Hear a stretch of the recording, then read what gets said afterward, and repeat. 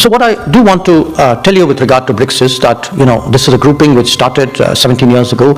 We started meeting at a president, prime minister's level almost 15 years ago. What it does really is, for the 5 countries involved in it, these are countries, in a sense you could say these are non-Western countries, who find this as a platform for greater cooperation on issues that are of interest to them.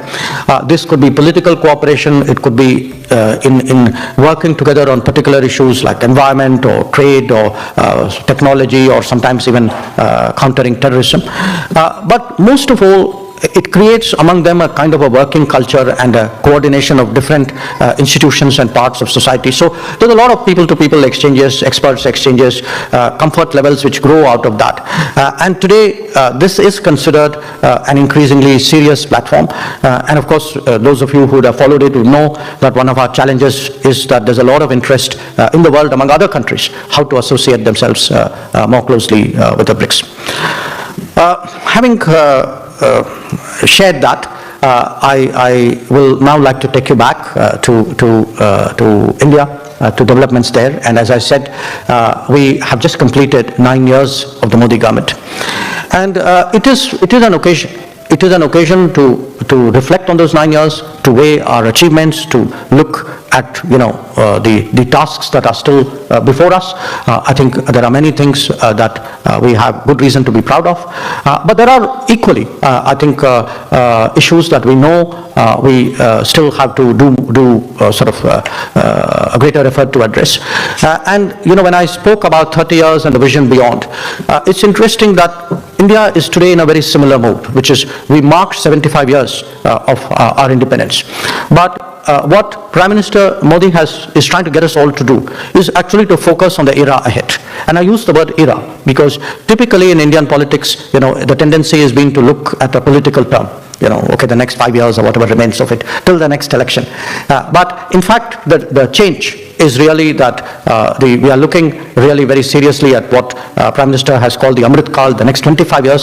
So the challenge that he has posed to the nation, to all of us, particularly to the younger generation, is really what is your ambition for the next 25 years? Where will India be in 2047? So that is the kind of, I would say, the commitment and the mindset with which we are working.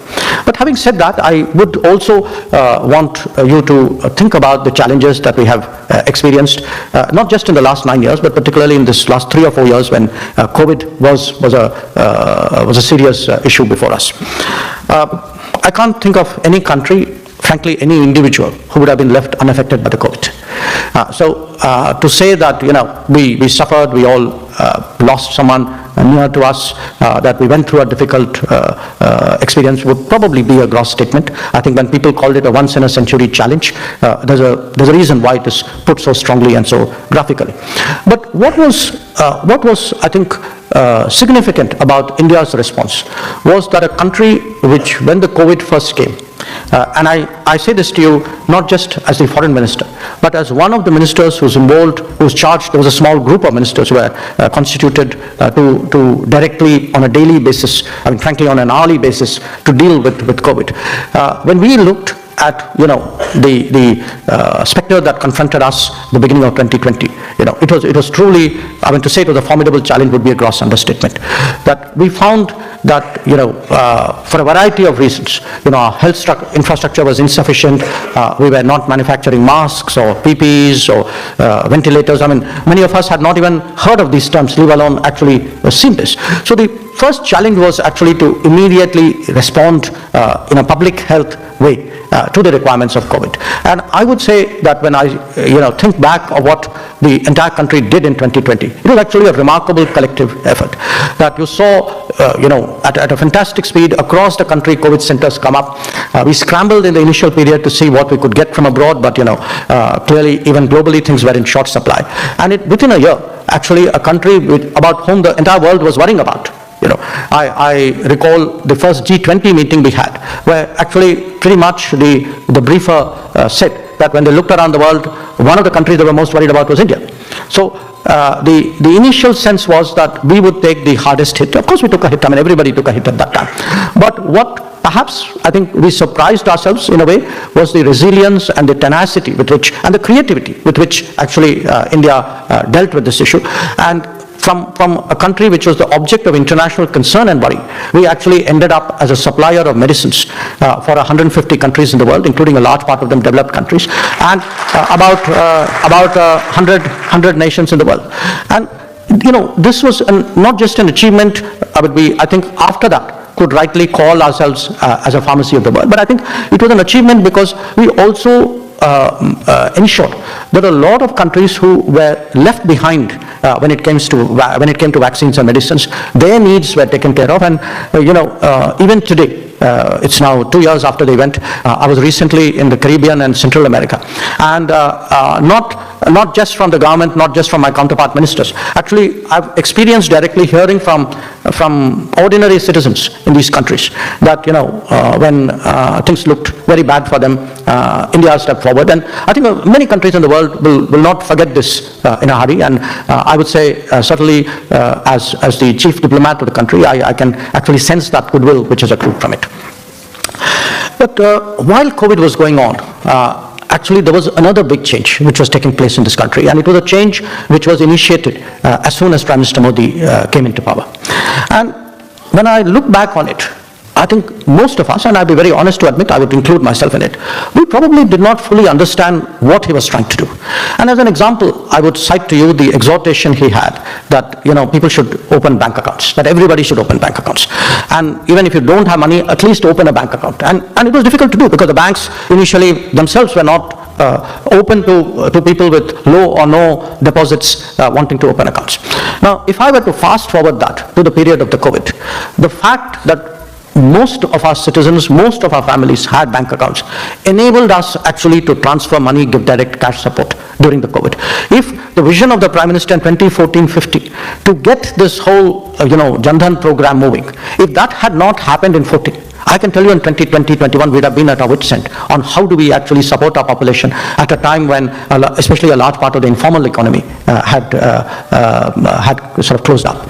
So a big part of the story of the last 9 years is actually these social safety changes, the social safety net in a way, which has been created. And when you look at the numbers of this net, you have individual programs which are probably the size of a country's population, sometimes the size of a continent's population, sometimes more than that. So one challenge we had, for example, and a very early challenge, was when we had actually the lockdown. How do you take care of the food needs of the population? And at the cabinet meeting that we had, Prime Minister Modi actually said that he reminded us, in fact, we all studied the Spanish flu a century before COVID, because the point he made is there are lessons from the Spanish flu that we need to absorb and ensure this does not happen again on his watch. And one of them was that a lot of people died of famine in India during the Spanish flu. So how do you actually keep a large society afloat in terms of its food needs during a lockdown? This was a huge challenge. And what the fact that the Aadhaar card, the digital backbone had been created, that it was linked to other digital bases, that people had a bank account. So you had a Jan Dhan Aadhaar mobile synthesis, if you had. This is actually the backbone which got us through the COVID and which is today the foundation of actually building a modern digital society in India with a safety net. So the number of beneficiaries actually for this entire period, and which continues till today, a number about 800 million people. So we were actually giving food support to a population of the entire size of Europe and the United States put together. And I mean, the amazing thing was, once we started doing it, it went so smoothly that today we actually take it as a fact of life. I mean, people don't even talk about it. They just have absorbed it as something which is the responsibility of the government, which it is, to ensure. So almost, I would say, on the run at a period of deep stress, we ended up, those of you who are familiar with the United States would have heard of something called food stamps program. So what took many developed countries actually decades to create, and many of them very honestly have not been able to implement it so efficiently, that has actually come about with India. Now I'm giving you an example. I'm giving you an example of what happened in terms of COVID and what today continues in different ways in the country. But let me give you a very different program, and many of you would find it of interest, because I think when you go back to India today, these are among the changes that you will find.